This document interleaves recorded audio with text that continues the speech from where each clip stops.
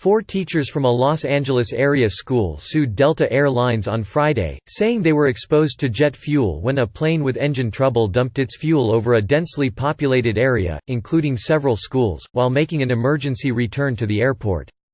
At a news conference, the teachers described the fuel as drizzling down like raindrops with overwhelming fumes. They said their panicked students screamed and cried. The plaintiffs could feel the fuel on their clothes, their flesh, their eyes and their skin, said the teacher's attorney, Gloria Allred, who noted that her firm may add teachers or students to the lawsuit.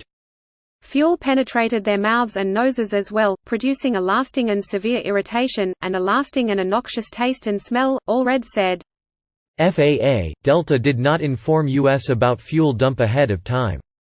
Officials have said nearly 60 schoolchildren and teachers were exposed to the smelly vapor Tuesday and were examined for minor skin and lung irritations and told to wash with soap and water. No one was taken to a hospital.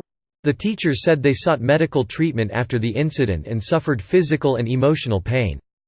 The lawsuit filed in Los Angeles County Superior Court by the 4 teachers at Park Avenue Elementary School in Cudahy seeks unspecified damages.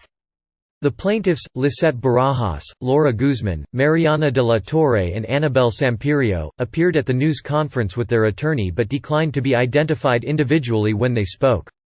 TSA shares top 10 most unusual finds of 2019.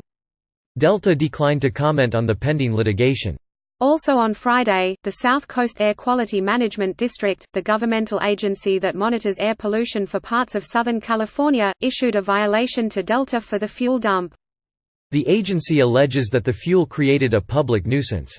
Violations can result in civil penalties or lawsuits. The airline previously said Flight 89 to Shanghai had an engine problem after takeoff and needed to quickly return to Los Angeles International Airport.